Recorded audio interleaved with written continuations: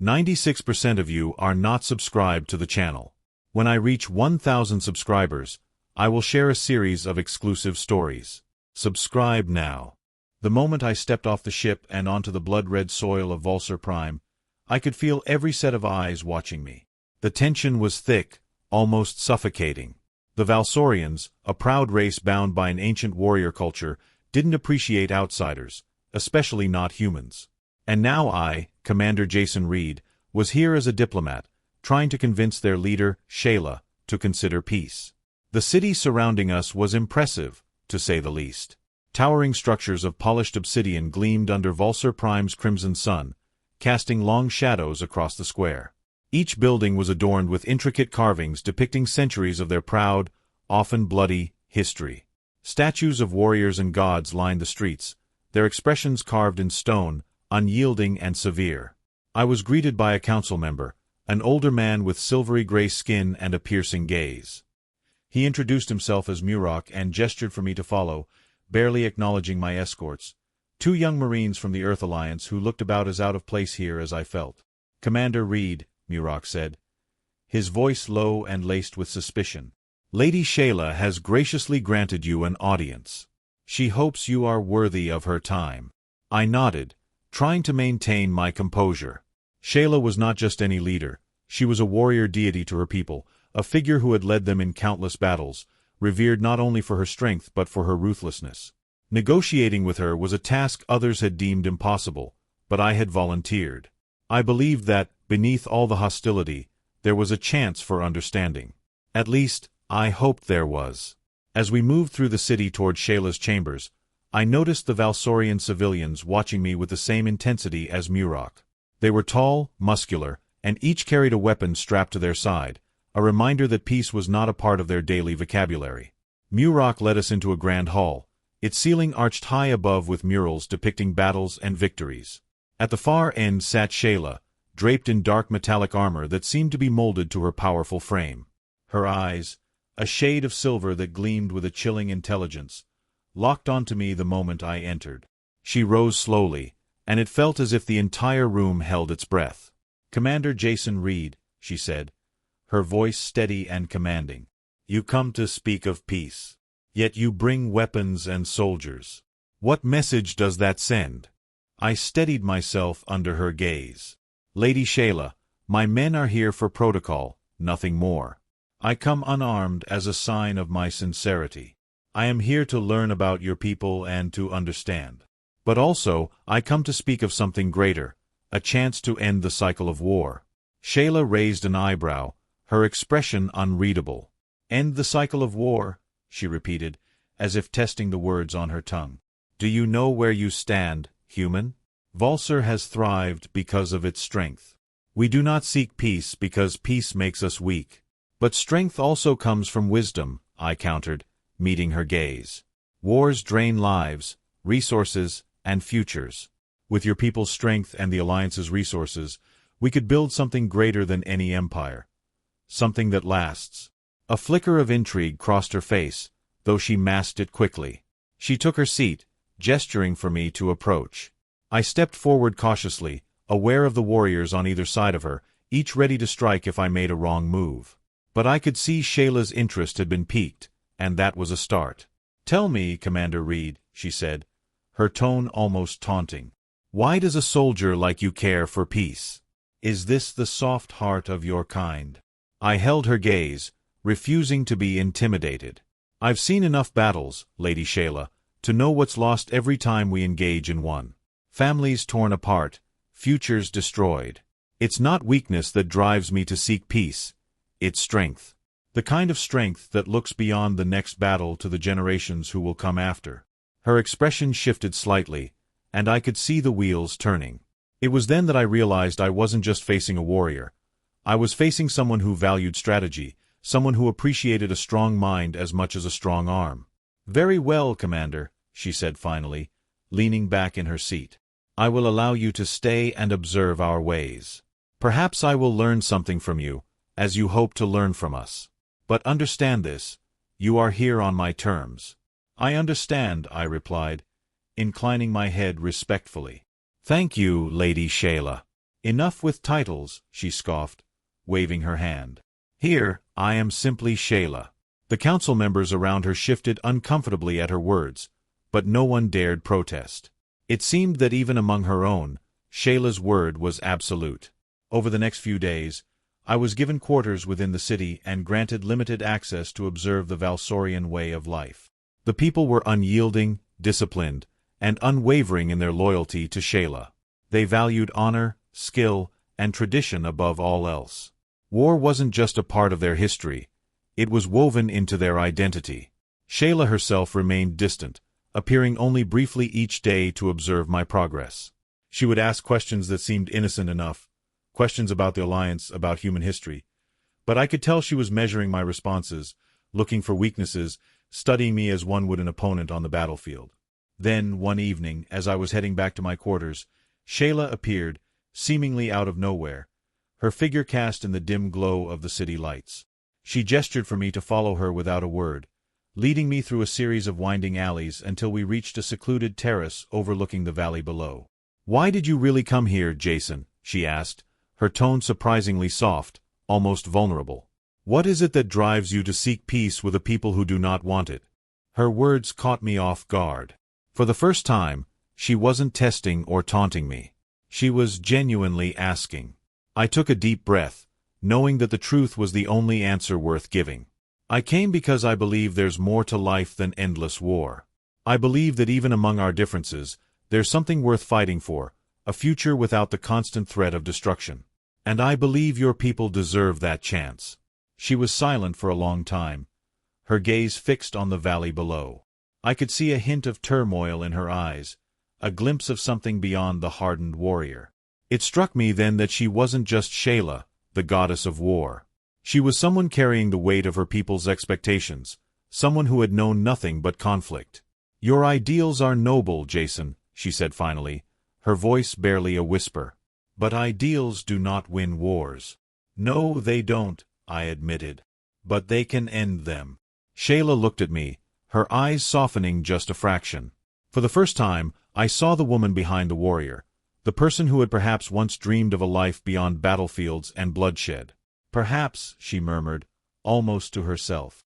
"Perhaps." For the next few weeks, Shayla allowed me closer, inviting me to observe training exercises and even joining her in strategic discussions. She would challenge my ideas, pushing me to defend every belief, every principle. And each time, I found myself admiring her more. Shayla was fierce, brilliant, and unapologetically herself. But there was a vulnerability to her, a yearning for something beyond the legacy of war she had inherited. In those quiet moments, away from the eyes of her people, I felt a connection growing between us, a bond that went beyond diplomacy. One night, after a particularly grueling debate about the costs of peace versus war, Shayla leaned back, a rare smile breaking through her usual stoic expression. "You're relentless, Jason," she said, shaking her head. "Like a river that refuses to yield to the rocks." "Some things are worth fighting for," I replied, a small smile tugging at my lips. "And maybe peace is one of them." She held my gaze for a long moment, something unspoken passing between us. In that moment, I knew that this wasn't just about peace anymore. It was about Shayla and me, two souls caught between duty and desire, bound by something neither of us had anticipated. "Jason," she said softly, her voice barely more than a whisper, "do you think we could truly find peace?" I didn't have an answer, not one that would make sense to a warrior whose life had been built on the foundation of conflict. But as I looked into her eyes, I realized that maybe, just maybe, peace was something we'd have to find together. The next few days were filled with tension, a feeling thick enough to cut through. I could feel it in the air, hear it in Shayla's voice as we spent our days hammering out the terms of peace for both our worlds. It seemed every council meeting, every strategic discussion was a chance for us to face off, not against each other, but against a wall of deeply embedded distrust from her council members. I'd been pacing outside Shayla's chambers one evening, running over potential arguments in my head when she appeared, her expression unusually serious. "Jason," she said, her tone grave, "we need to talk." "Now." I nodded, falling in step beside her as we made our way down the empty stone corridors of the palace. Her pace was swift, her eyes narrowed. I could feel a weight pressing down on her, something bigger than the Council's endless criticism or the doubters who questioned her alliance with a human. Finally, when we were alone in the war room, she turned to me. "There's something I haven't told you yet. The Council received a report today, a warning, really. There's a threat coming to Volsur." I frowned, trying to gauge the severity of her tone. "What kind of threat?" "Another galactic power, a militant group from the outer systems. They call themselves the Draken Legion," she said, her voice steady but her eyes intense. "They've been on the move, sweeping across planets, destroying those who oppose them. And they're coming here?" I felt the weight of that sink in. Volsur was no easy target, yet here we were. Shayla nodded. "They're known for their strength in numbers and their brutal tactics. I've requested the Council's authorization to mobilize our forces, but there's division among the members. Some believe this is a trap meant to pull us into unnecessary conflict." I took a deep breath. Well, waiting for the Council to make a decision isn't an option. If we're going to defend Volsur, we'll need to start preparing now. Shayla's gaze met mine, a look of resolve forming on her face. "Then we need a plan, and I need to know that I can trust your judgment as much as your skill." I felt a surge of purpose at her words. This wasn't just a fight for Volsur's safety, it was an opportunity for us to stand together as true allies. We spent the next few hours going over every scenario, every tactic I knew from human warfare that could work against the Draken forces. Shayla listened, considered, and by the time we left that room, the plan was set. 2 days later, we found ourselves on the front line, staring at the vast expanse of alien desert just outside the Valsorian capital. Shayla's forces were lined up, their armor glinting in the sun as they prepared for the oncoming assault. I stood beside her, heart pounding as we waited, every second stretching into an eternity. "Remember," I said, my voice steady, "our goal is to draw them into a concentrated front. If we can funnel their forces, we'll have the advantage." Shayla nodded, her gaze fierce. "Understood. Your tactics are unconventional, Jason. But I can see the logic." As the Draken forces approached, I could feel the adrenaline kick in. They descended like a storm, their massive ships blotting out the sky, and a deafening roar echoed as their soldiers poured onto the battlefield.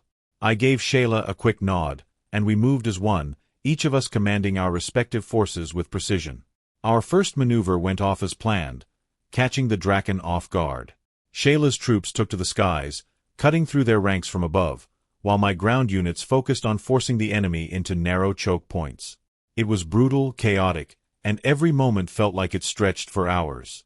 But Shayla was relentless, moving with a strength and focus I'd rarely seen, and her confidence in our plan fueled the rest of us to fight harder. At one point, as we cut down the last of the Draken's second wave, I glanced over at her, finding a grim but resolute determination in her gaze. In that moment, I saw not just a powerful warrior, but a partner, someone who I trusted with my life as much as she trusted me with hers. The battle stretched on until we'd exhausted nearly every trick we had, but eventually, the Draken forces began to retreat. We watched them disappear into the horizon, their ships fading against the darkening sky. Volsur had held, and we'd held together. That night, as the aftermath of the battle settled, Shayla and I sat by a fire in the camp, surrounded by our remaining soldiers, each of them exhausted but triumphant. She looked at me, a faint smile on her face. "Your strategies were unconventional," she admitted, a slight tease in her tone, "but they worked." I chuckled, feeling a mix of relief and pride. "Unconventional is the human way, I suppose." She leaned in closer, her gaze softening. "Jason, you've shown me more than just your skill as a warrior. You've shown me your heart, your resolve. And I think it's time I finally listened to it." Her words caught me off guard, but before I could respond, she took my hand, her touch warm and steady. "Our alliance has become something deeper, something stronger than I ever anticipated. And after everything we've been through, I don't want this to end." There was a weight to her words, one that echoed in my own heart. In that moment, I realized that this was more than an alliance or a partnership. This was something I didn't want to walk away from, either.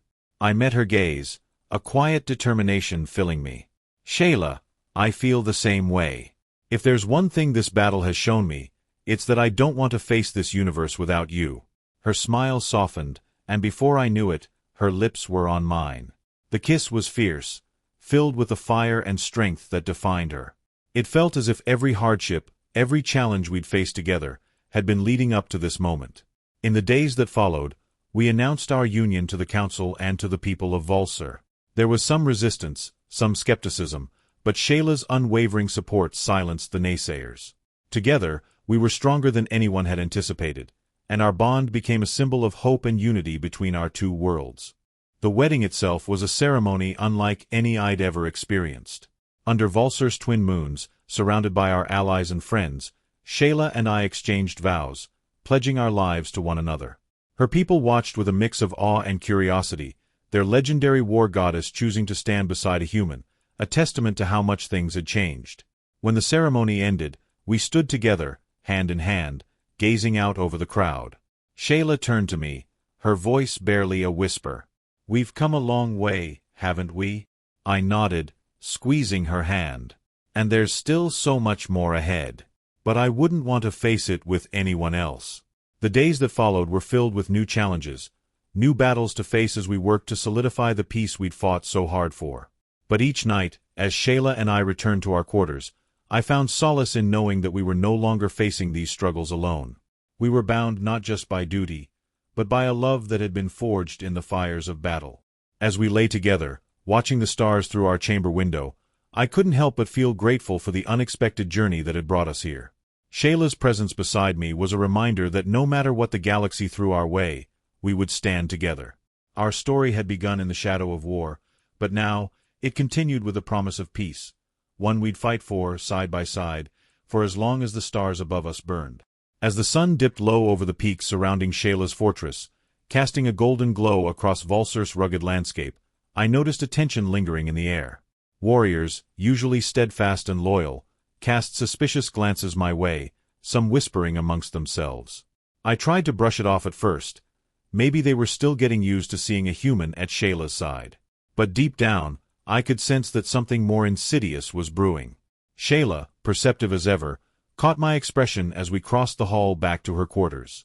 Her violet eyes narrowed slightly, and she placed a reassuring hand on my shoulder. "Jason," she began, voice steady, "have you felt it too?" I nodded. "Something's off. I don't think it's just me being paranoid. Some of the warriors." She cut me off with a firm nod. "Yes. My inner circle has grown restless. Some of them see my decision to marry you and align with humans as a betrayal of Volsur's strength." My stomach tightened. I'd always known that winning over Shayla's people wouldn't be easy, but outright distrust from her inner circle was unexpected. "Is there anything we can do to calm them down?" "We'll address them in the Hall of Ancestors tonight," she replied. "It's time I put this unrest to rest, once and for all."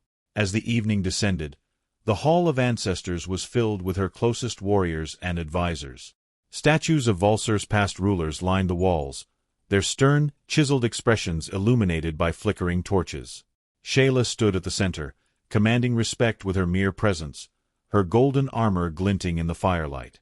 I stood by her side, resolute, though the murmurs of dissent made the hairs on the back of my neck stand up.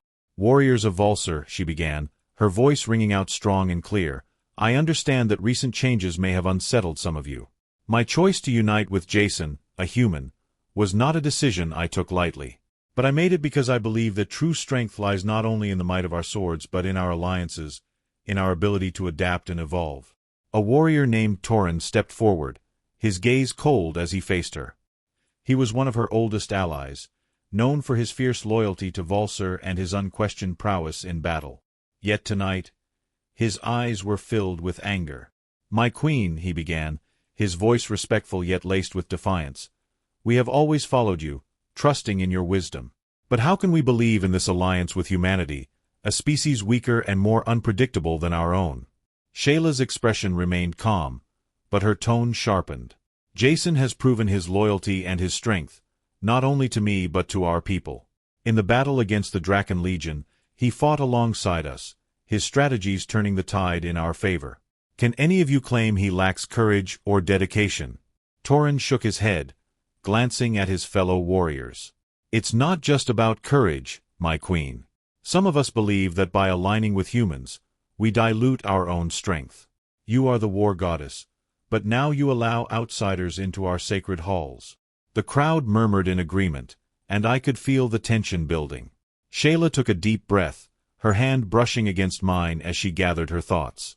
"Perhaps," I interjected, stepping forward, "you see me as a threat because I'm different. I can understand that. Humans and Valsorians have always had their differences. But I ask you to look beyond my origins. Look at my actions, my commitment to your queen, to your people. I didn't come here to change Valsor. I came here to strengthen it. Shayla and I, together, represent something more powerful than either of us alone." A silence fell over the hall, and I saw a flicker of understanding in the eyes of a few warriors. But Torin wasn't swayed. His jaw clenched, and he took a step closer. "You speak well, human," he spat, "but words are hollow. If you truly believe in your strength, then prove it. Face me in combat. Let the ancestors decide if you are worthy." The challenge sent a ripple through the hall. Shayla's eyes met mine, a silent question passing between us. I knew what was at stake, and I nodded. Turning back to Torin, I met his glare with steady determination. "If it's a fight you want, Torin, then I accept." The warriors formed a circle, murmurs of anticipation filling the air. Shayla squeezed my arm briefly, her eyes a mixture of pride and concern. "Be careful," she whispered. "Torin is one of our strongest." "I'll be fine," I assured her, hoping my voice was more confident than I felt. Torin wasted no time.